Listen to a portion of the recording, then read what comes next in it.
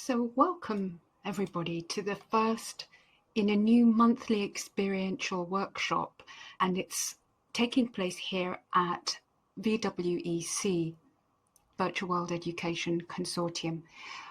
I'm Sophia Sekora and I'm serving as the project administrator. Also here is Francisco Koolhoven, or Fran, Marley's tech assistant.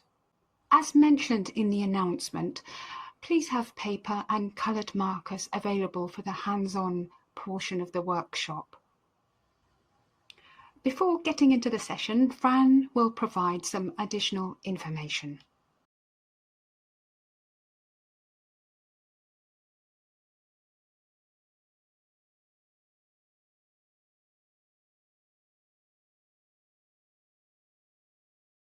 So welcome to this brand new series. Well, we're not going to call it a series, a bunch of workshops at VWEC. To paraphrase my biographer, Dr. J.B. Labrune, who's Nadaam in Second Life, and what was in my notice for this workshop, in an environment often dominated by code, data, and explicit knowledge, my lifelong exploration of the tacit, the intuitive, the symbolic, and the pre-verbal offers a critical and complementary paradigm for innovation. And there's a lot of that in that book, The Symbolic Bridge, if you're interested. So we don't have much time, so I want to jump right in with some demonstration experiences and then have an interactive exchange in which we share some of our experiences as teachers and learners with play, visualization, imagination, intuition, even dreams. How do these processes enrich the learning experiences, and how can they be incorporated more into our approaches as educators? We will discuss those questions later on. So I want to give you a taste of how what you build or what you draw, what you see, can be used for insight and a deeper understanding of your subject matter, whether the focus is you or an academic field. My Octagon Tech Manager, Fran, will be giving you a note card so you don't need to take notes on what I'm about to tell you about the two main approaches to symbolic modeling, or what we call SymMod. One is inside out, where you start with a focus or subject matter and make something that represents the feeling or general sense of your focus. And the other is outside in, where you make something without knowing what it indicates until you go through a process of exploration. This is what we will do today. At first, it's best to do this with a guide, but later you can do it on your own or with others who have learned the guidance process. And there are people here like Val who have gone through the training. So for now, I'd like you to take a piece of your drawing paper and make an abstract image of lines, shapes, colors, without thinking at all about what it means. And you can see down on the lower deck, if you look at the two paintings there, that's what I mean by abstract. It doesn't, nothing recognizable. We want a free-flowing thing using shapes, colors, lines, and just filling your paper with your markers. This is the outside-in process. So you're not thinking about anything or about meaning or whatever. You're just making a picture, abstract.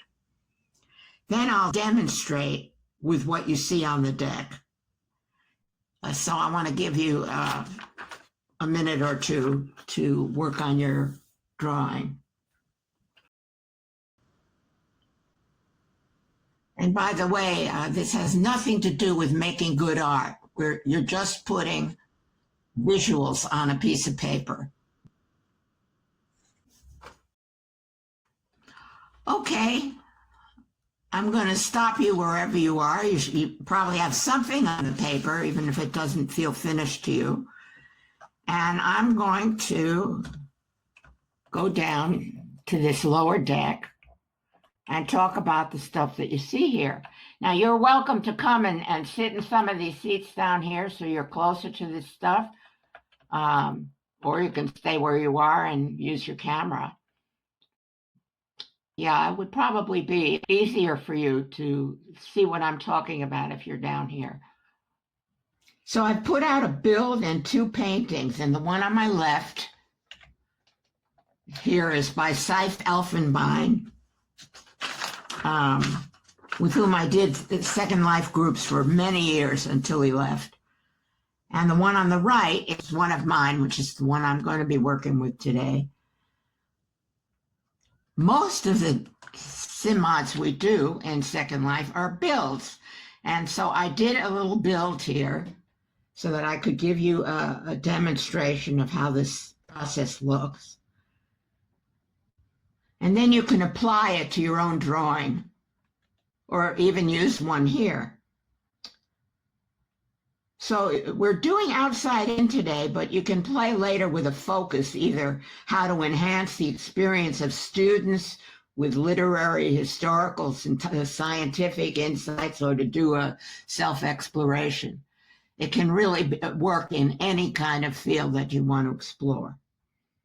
All right, so now we're going off script because this is spontaneous. I did not rehearse what I'm going to say about these things, because I want to show you how it works if you're in the same position.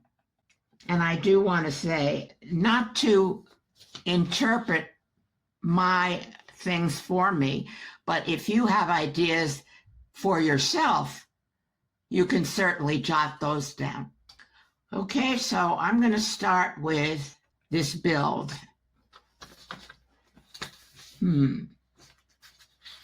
So the SimMod process consists of becoming what you make, the parts and the whole, which leads to insights and ideas that you could not get from just thinking or talking alone.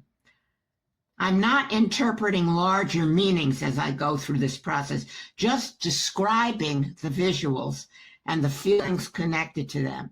And since I'm doing this myself, I'll demonstrate the types of questions I might ask you if I were guiding you with a build you did, or even with my build. So please refrain from interpreting this for me in chat, but feel free to use it as a projection screen for your own process of exploration if you want to, or if you relate to it, and take some notes on your paper. So here's the process with the build. And the process with the drawing is going to be similar. So if I were working with a facilitator, who was me at this point, I might say, when you look at your build, what are you drawn to at first? So I'm looking at my build and I'm saying the blue sphere, followed by each of the other pieces. And the facilitator will say, okay, start there, and then proceed with whatever parts you want to explore. So this now comes to sort of my spontaneous relating to the piece as though it were a character in a play. Very important to use I language and not talk about it as it in the third person. That puts a distance between you and the experience. So in order to feel the experience, you need to become the thing that you are exploring. I'm a large blue sphere with like a lacy, mysterious, webbed texture on me, and a circular spiral on top from which it seems that colorful pieces of me are emerging. We're like a family of pyramid-like shapes. As red, I feel warm, excited, happy. As orange, I feel bold and daring. As green, I feel connected to nature, like the nature around us here, and feeling my connection as a natural part of all life. And as bright yellow, I feel like I'm in a non-physical, almost a spiritual domain, reaching up. I'm reaching up higher than my other pieces. Now I can ask myself a question like, what am I telling myself about who I am and what I'm trying to do, let's say, in Second Life? Now, notice I did not do interpretive comments in actually becoming the objects. That's a very important concept in this work. You simply describe yourself and maybe some adjectives and some feelings that go along with that. But now I'm trying to go a little bit deeper, and of course we don't have a lot of time, so I'm shortcutting this. I might do it more in a more lengthy way if I had a lot of time. So I ask myself a question such as, what am I telling myself? So I'm thinking about that. I'm saying I'm reminding myself that I'm in a world which is largely mysterious, except for the part that I inhabit, and that these pieces of me all need to be present to do what I do here as a person and as an educator. Namely, I'm feeling happy about what I do and how I engage. That's the red part of me. The orange part is I'm taking risks with my creativity and how I teach and learn. And I'm doing that today in doing this workshop.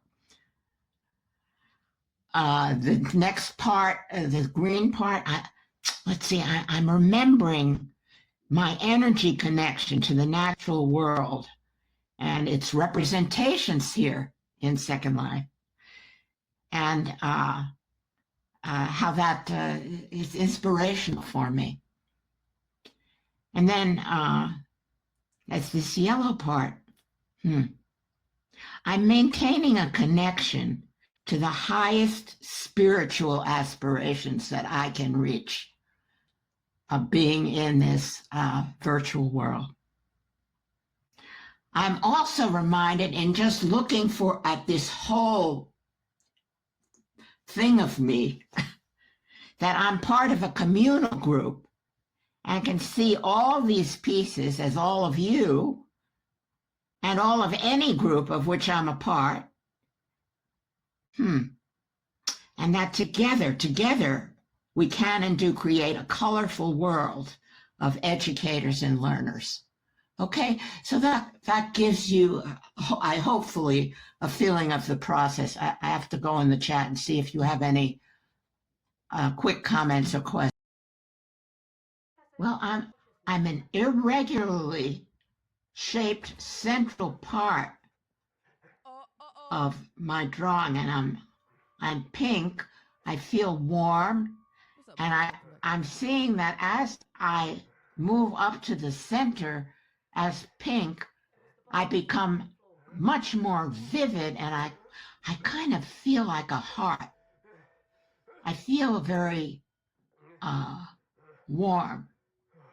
So this central part of me that really starts in the middle of my drawing, this pink part is irregular. It's not highly structured. It kind of, I kind of flow.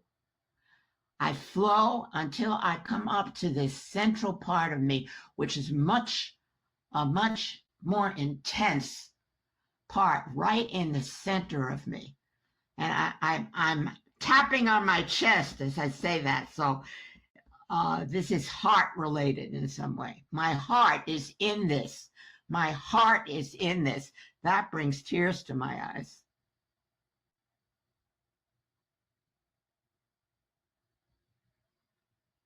All right, so I've got an emotional response to what I'm saying here. And I'm in this yellow field of me. And I'm noticing that the tree from behind my drawing has become part of my drawing. Do you see that, folks? If you look at this drawing from the side, you'll see that the tree has pierced through the drawing and has become part of it. And that's my connection with nature. And then I have another part on top of me, my green and my drawn branches, which are an extension of what the actual tree piece is doing in my drawing. So that's lovely. That makes me feel so connected to the virtual tree and to my drawing of a tree and branches, and to my memory of if I look out my window in my office, I'm seeing all kinds of trees and flowers and all kinds of things growing. I feel great about that. So it has to do for me with growth, with how am I growing, how am I helping other people to grow, and that this is part of my purpose here. Okay, so that's enough, I think, to give you an idea of how I might process a drawing and how you can do that. And there are pieces that I've left out because I just don't want to take all of the time to work on my own drawing. I need you to take time. So now I want you to sit with your drawing and do something similar. And I'm going to ask you, what is it that is attracting you initially in your drawing? It might be a line, it might be a shape, it might be a color, it might be two shapes that want to talk to each other. But the important thing now is you take another piece of paper and you write down in I language, I am, and then describe that part just like you saw me do, and any feeling attached to it. Okay? So take a few minutes and work a little bit with your own drawing and just write down a series of statements. I am, and something descriptive without ascribing meaning to it initially.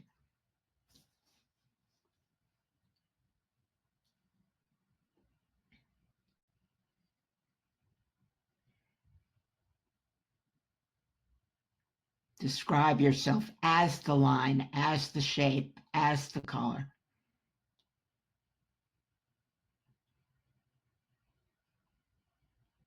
You know, is your line straight? Is it squiggly?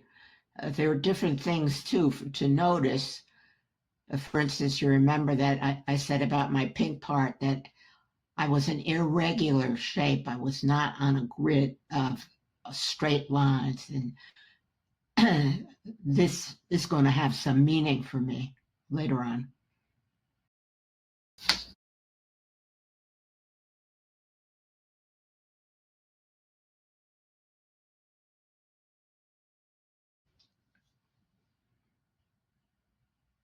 You will probably only do a partial exploration of this today, but I want you to keep these drawings and keep going with them after the workshop is over.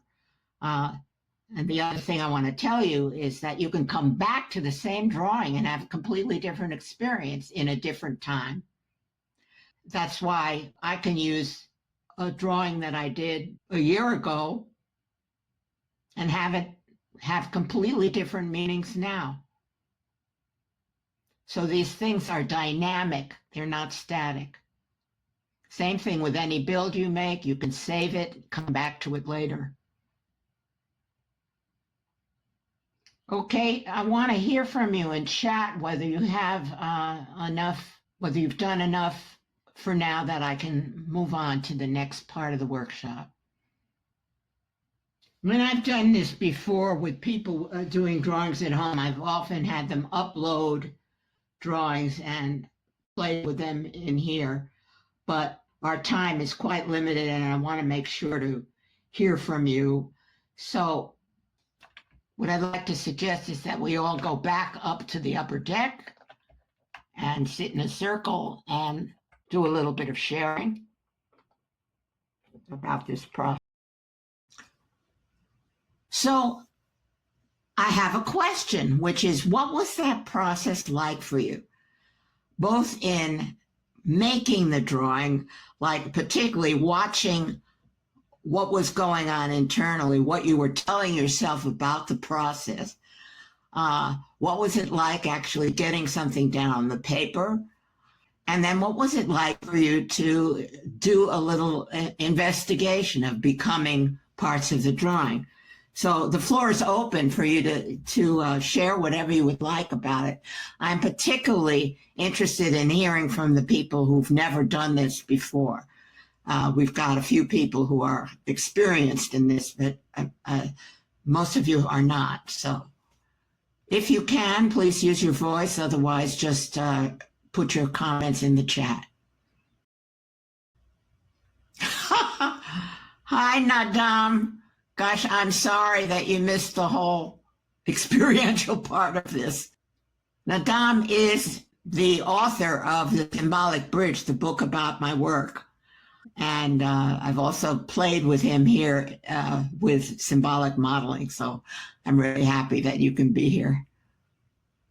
Okay, so Sophia or Val, why don't you get us started with your comments, and then maybe people will be encouraged to share. I'll say a little before. I found it more relaxing than I thought it would be, and I liked that I could be doing it while you were kind of talking, because you don't overthink it that way. I wasn't even thinking. I was just making my colors and not thinking where it was leading me, and I enjoyed that. Okay, great. And then how about in actually becoming your drawing? How did you do with that?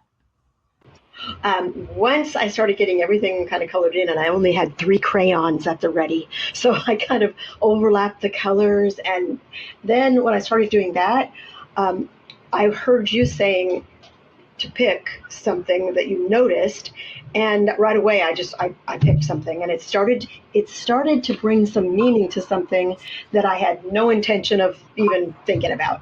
So it was a surprise. That's what happens with this. It's a really intuitive process, and you come up with insights or ideas that you wouldn't have had otherwise. So that's good.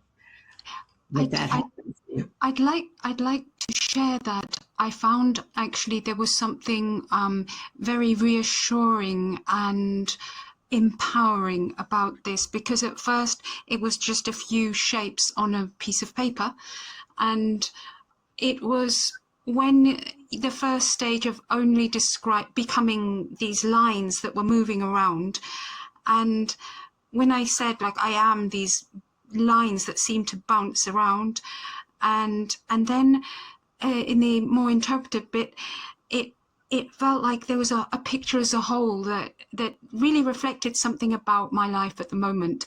And I got a bit of a surprise from that, because I didn't expect. It was almost like, I don't know, life spoke back to me in a moment and showed me, yes, that's you at the moment. You're, bouncing around, and there's in your drawing and in your life. And I felt a bit of comfort and just reassurance from that. So that was unexpected. Great. I love the unexpected. Mm-hmm. Okay, so let me find out, Zephyr, what happened with you on the drawing? You were drawing what was in your head. I'm not sure what that means.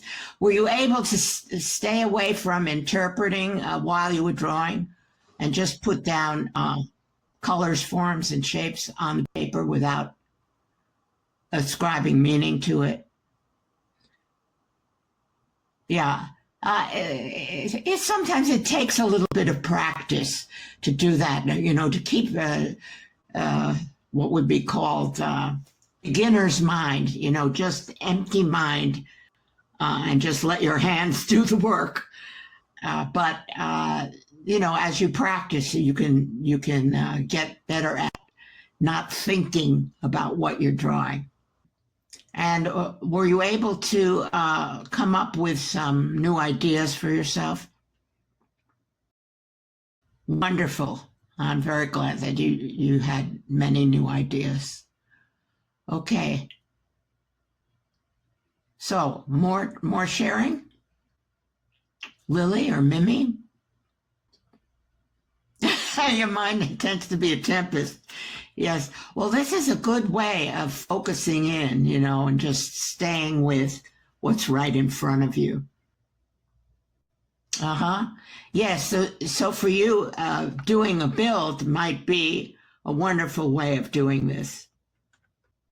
You may have related to my process with my build more than with a drawing, but it's good to practice in different kinds of mediums because each one gives you a different point of view, and it makes you more creatively flexible to just play with different kinds of mediums. All right, so I'd love to hear something from my other two new people, Mimi or Lily. You can write in chat or speak. Like, what was it like for you to do the drawing? Lily, as a bit of a skeptic, I had a hard time reading into what seems like randomness. That is a very interesting and astute comment, because actually that is what we're learning to do in the intuitive process, is to take random marks, what seem random, and then use them to find meaning that we wouldn't find otherwise. So, you're half right about that. And it sometimes takes practice, especially for people who really like to think logically and literally and with hard data, to give yourself permission to just play and see what comes out of it. And so the process is what helps you with that so-called randomness. That is to specifically become each image that you make. Left mind versus right mind thinking. You could say that, although now with all the neuroscientists working on brain stuff, a lot of it is collaborative in there. Yeah. Okay.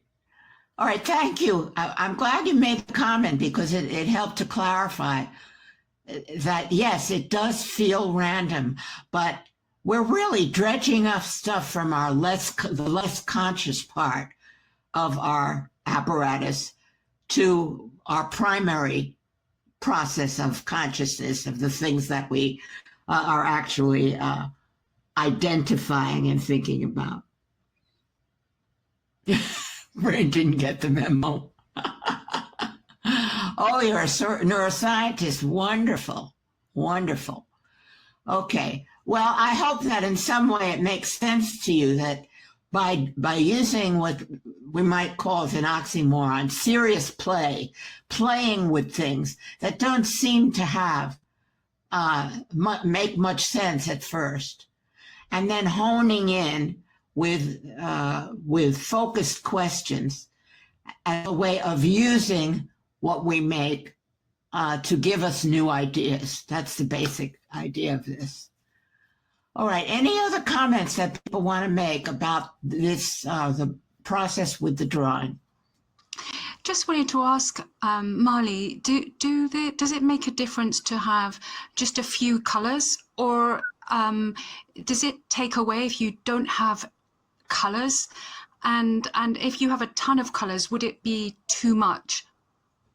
Well, it depends on how related you are to color. Some people can do this in black and white and come up with all kinds of ideas because they're relating more to the lines and the forms than they are to the colors. Other people who are color sensitive, like I am, will have a lot more feeling coming up dealing with the colors of the things they make. So you can do it either way. You can use just what's on hand and see what happens. My advice is to experiment. Try doing something just in black and white and see what you come up with, and then doing the same thing in color or something else in color, and seeing what the difference is in your experience. Thank you. That makes sense. It's like people's own language. Okay, well, all right. So we got some good feedback from people about how they encountered feelings or ideas that that were new to them. So now I'd like to go to the two questions that I asked at the beginning for our discussion. How do these processes enrich a learning experience, and how can they be incorporated more into our approaches as educators? I want to just say a little bit as a preface, which has to do with the inside out process. Here's an example. I was working with some K to 12 teachers in a local public school. And one of them was a science teacher, and she was trying to teach the kiddies about the planets and the earth and the sun and so on. And she was giving them a little lecture and maybe drawing things on the board. And I suggested to her that she go back and have them use their imaginations in how they thought that this thing was constructed. They could use clay, they could use paper, they could use sticks, whatever they could gather up to try to make some kind of a model of how they imagined this, the planets looked in relation to each other. And because of that, the science teacher, first of all, learned where there was erroneous thinking going on, what kids needed to learn more about, how much fun it was for them to actually play with materials in order to try to sort of figure out what this teacher was talking about. And it became a very instructive part of the whole experience for them to make some kind of symbolic model. So that's an example of how it could be used in an academic setting. You can do it with literary characters. We did it once with the Dickens Project, choosing characters from Charles Dickens and becoming them with costumes and so on, and seeing what it was like to be the character from the inside out. There are lots of different ways of using this particular kind of idea of symbolic modeling. So I just wanted to give you a few examples of what an inside out process might be like. All right, so let's jump in to these questions. How do these processes, or how can they enrich the learning experience? And how could they be incorporated more into our approaches as educators? And the floor is open, and you can either chat or use your voice. In a certain sense, if I do think there's possibility to include this in many educative processes. I go to many events in real life where it's just the audience is in a very passive mode, and that can work very well. But I think even adding a touch of symbolic modeling could help to bring the audience into the process right at the beginning. I'm imagining that this could be added at the beginning or an end of a workshop to all kinds of educative process. That's what I can imagine anyway. And I think in Second Life it would work very well.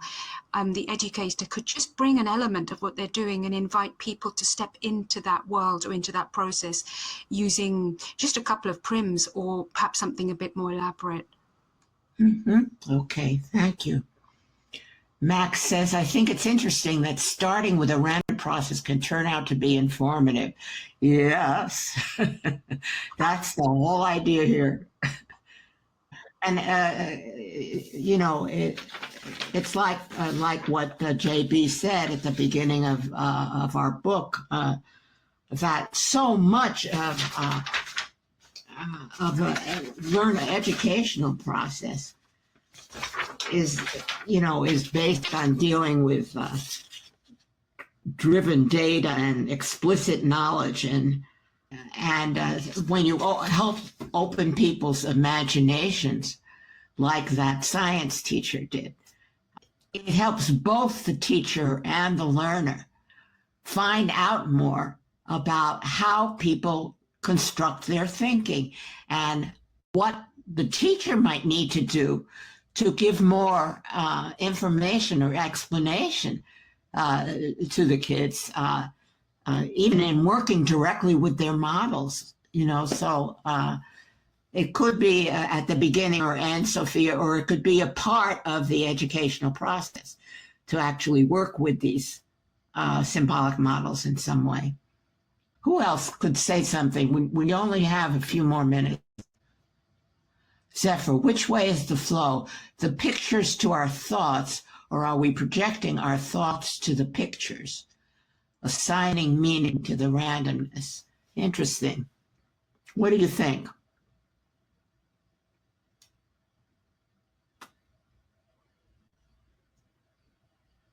What's your guess about this based on your own experience? Oh, it may flow both ways. That's right. And in fact, once you get started on this process, it does flow both ways.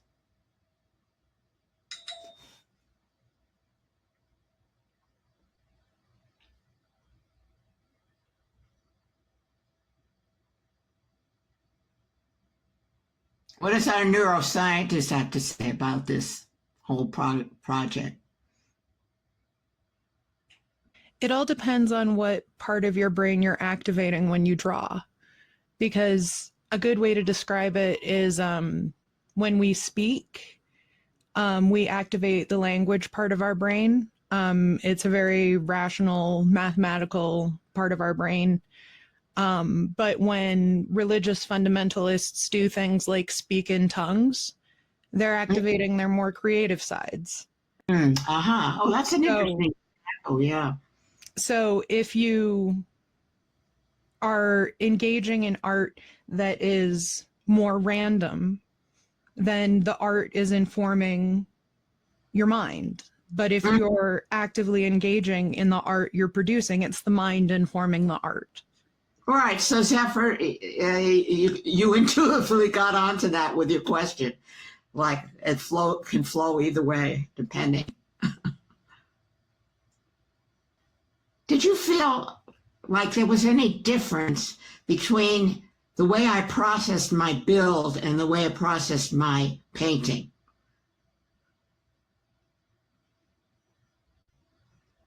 I think all mediums, all media types activate different regions of the brain. Like I'm a ceramicist. I enjoy wheel throwing.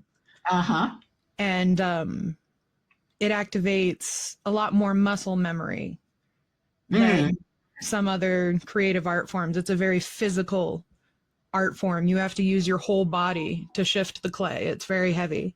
Yes, you betcha. Right. And that brings up also, Lily, I'm glad you mentioned that, the difference between doing this in a virtual environment and doing it out there in the physical environment.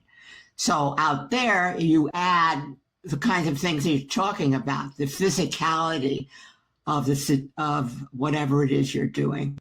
And it's why I ask people to draw, not to just digitize images, so that they feel the hand, eye, body coordination of what it is they're doing out there, and then could bring it in there here and process it in a different way. So doing a build here, I'm doing actually something visual that looks three-dimensional. It's different from like doing something with clay outside of a virtual environment. It's a different experience. And though the tactile then becomes a part of that whole symbolic modeling. Very interesting. Well, we are out of time, but I'm so glad to have shared this with you. If you want to make any closing remarks, now's the time to do it in the chat. And I hope that you will come back to the ensuing workshops that we're having once a month at this time. I'm glad you found it interesting, Zephyr. I really am. Well, thank you, Lily, and thank you for your comments. Very helpful. Sophia saying, please let her know if you want to attend future workshops at the Octagon, where I do a lot of things that involve the practice of this. Thank you so much for being here.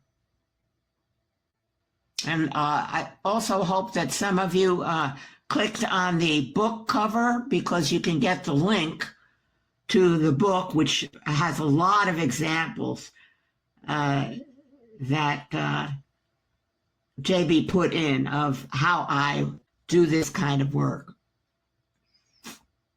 Yeah, thank you so much for being